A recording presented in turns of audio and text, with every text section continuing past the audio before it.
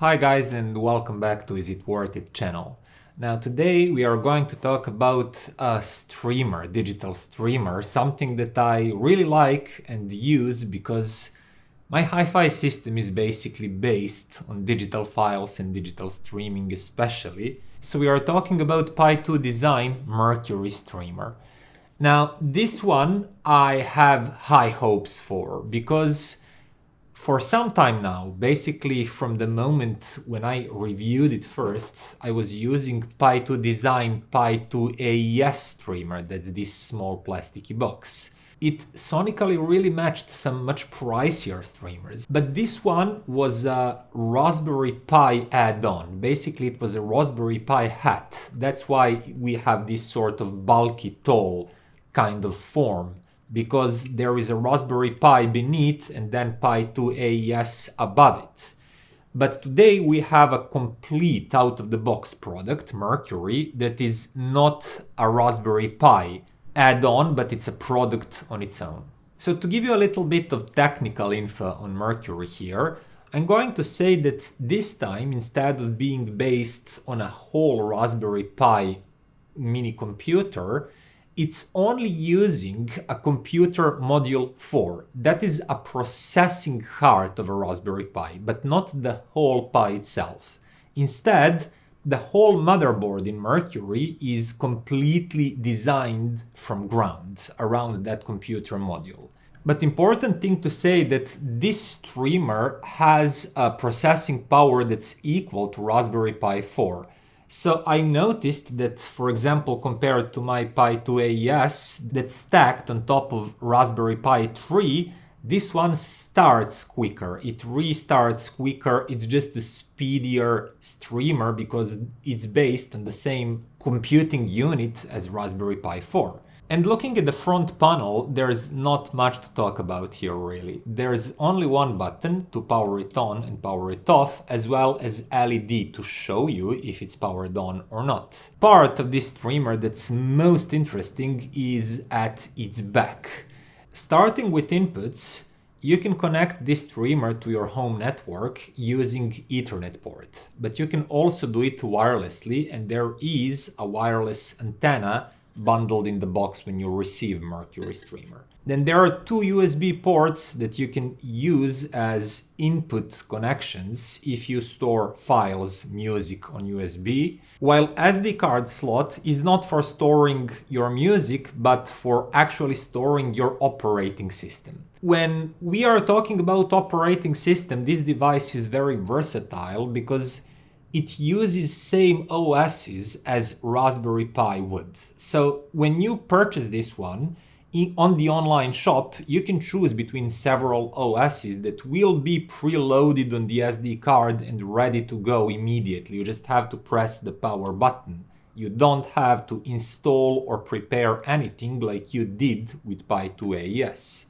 But if you wish, and if you like to tinker for yourself, you can install any OS that would work on a Raspberry Pi. For example, I'm currently using this streamer with RawPi XL because I need some functionalities of the XL version of that operating system. So I installed it myself and I'm using it without any problems on this streamer. Last but not least, inside of the Mercury streamer, on the motherboard itself, there is an M2 SSD slot. So you can put an SSD loaded with music inside of the streamer and have your local files preloaded on it. And that's pretty neat in my opinion, but I have to say that I haven't tried that option yet. If you need it, you just have to use one of the operating systems that support local storage. Volumio does, Mood does, for example. RawPi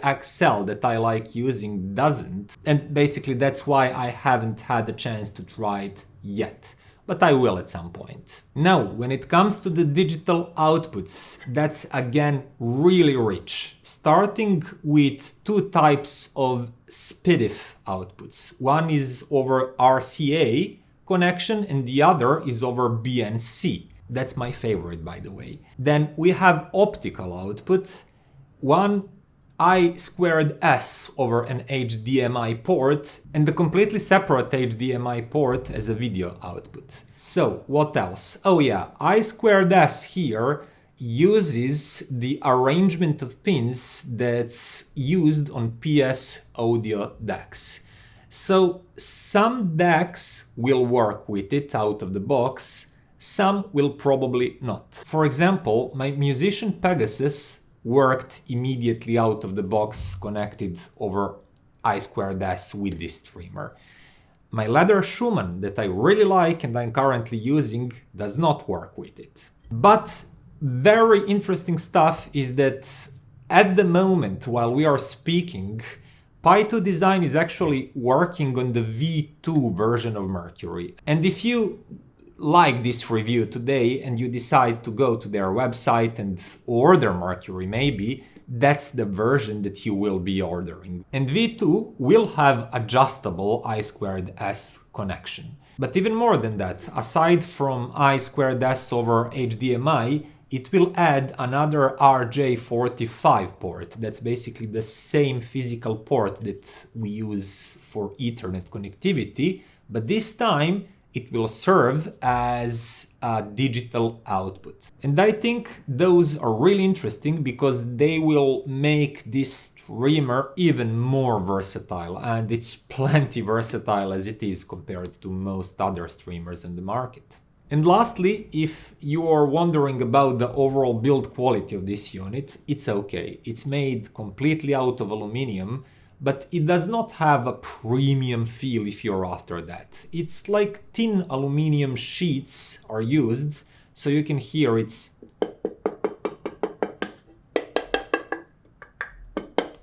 basically very functional, but it will not grant you any bragging rights regarding feel and looks of the unit. In my opinion, that's really not all that important if the unit functions really well and sounds really well. And we are going to talk about that right now. So just before I talk about the sound a little bit more, I wanted to say that with Mercury you do get a switching power supply bundled. With it, it works just fine, it sounds just fine, but if you purchase and pair with it any better power supply, that may be just a lower noise switching power supply too, or even better, a really good linear power supply, it will sound better. And this is true for any streamer and any deck. It's just something that we should accept as a general knowledge. Better power supplies, more stable, lower noise power supplies equal better sounding gear. And that's true even if a manufacturer tells you that it's not, like Chord, for example, is doing. So Mercury is a 12 volts DC powered device, meaning that if you decide to purchase a better power supply, you aim for 12 volts. I tried hifi iPower X with it. It sounded a little bit better and a little bit calmer and maybe a little bit darker background with it than with its own switching power supply. But it sounded even better with Allo Shanti linear power supply with a really good power cord that I made for it. And if you're wondering, well, how are you using Allo Shanti, which is 5 volts, with this unit? Well, I wanted to take a shot and try if that would work, because I knew that Mercury takes these 12 volts, regulates them and adjusts them to 5 volts to power internal circuitry. And I was thinking maybe it will work with 5 volts too. And it did.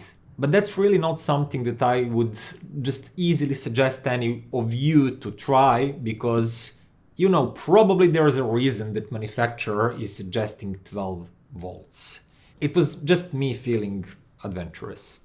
But if you can, add a good linear power supply and the sound fidelity of this unit will increase. Now about that sound fidelity.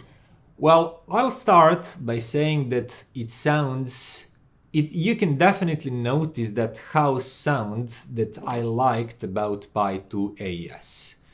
And if you remember, if you maybe have seen my review of Pi2AES, I've said that it sounds really clean, crisp, it layers really well, it has dark background and pinpoints everything inside of the soundstage really, really well. At the same time, it creates a really great sense of space and three-dimensionality of the soundstage.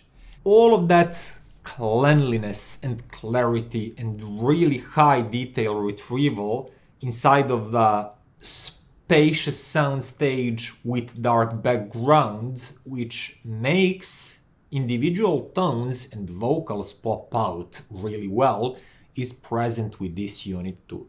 And when I compare them directly, fairly, with the exact same power supplies, Mercury here sounds even cleaner, even crisper to some degree than Pi2AES. It's probably most noticeable inside of the bass region and mid-bass, where this feels even more tidy and more nimble, just quicker and more precise than Pi2AES.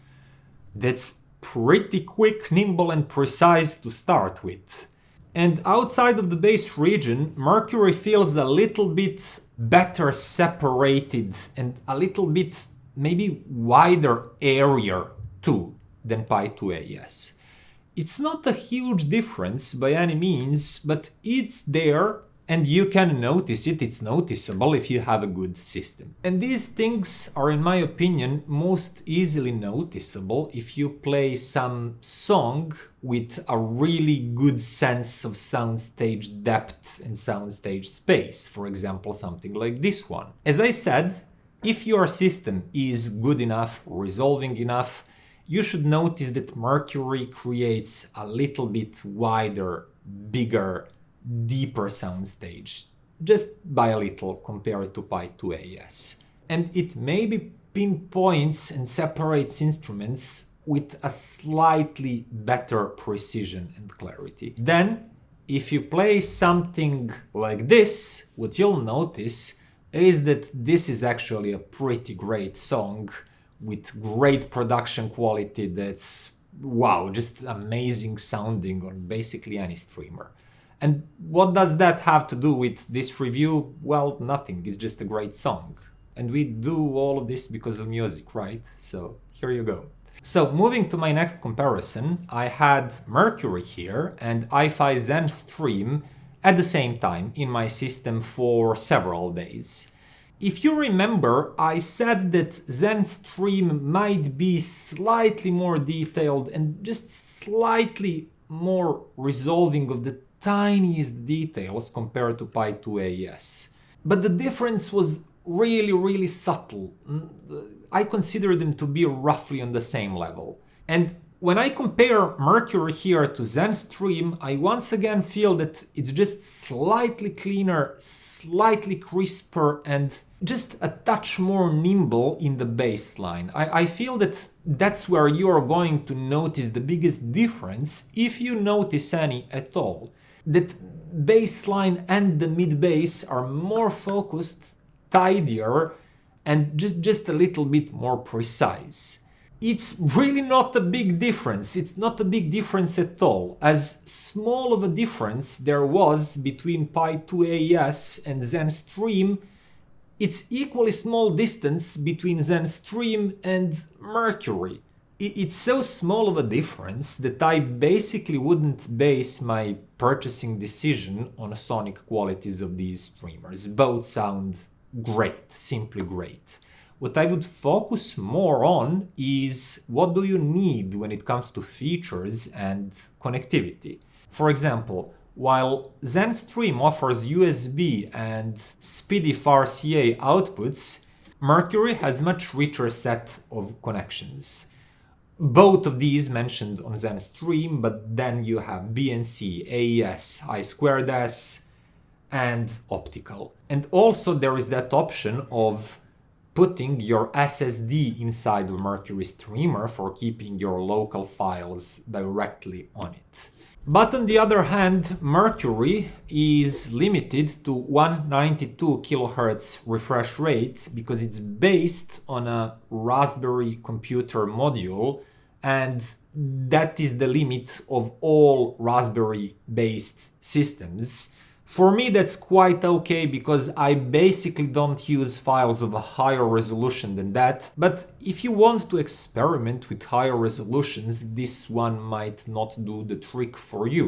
Then again, when it comes to just how well it works and how well it behaves, Mercury smokes ZenStream completely. With RawPi XL that I've installed on it, it's very stable. It works really well. And if I, for any reason, need to change connections on the back or restart it, in less than 20 seconds, probably it will be up and running again. While ZenStream is a really finicky device that if you do any of that, you'll probably need to restart it maybe 2 or 3 times, reconnect it with a DAC and with the network several times until everything clicks into place and starts working again. And basically the only thing that is still up for discussion is this streamer worth $7.99? I would definitely prefer to see it at its initial pricing of $5.99. It would be much easier recommendation for me at that price point. But computing modules and surrounding electronics, all the chips needed to create this streamer, everything became more expensive in the last few months. It's just so clear that inflation is all around us. Basically, anything that I can think of became more expensive in the last few months. In all areas of our lives.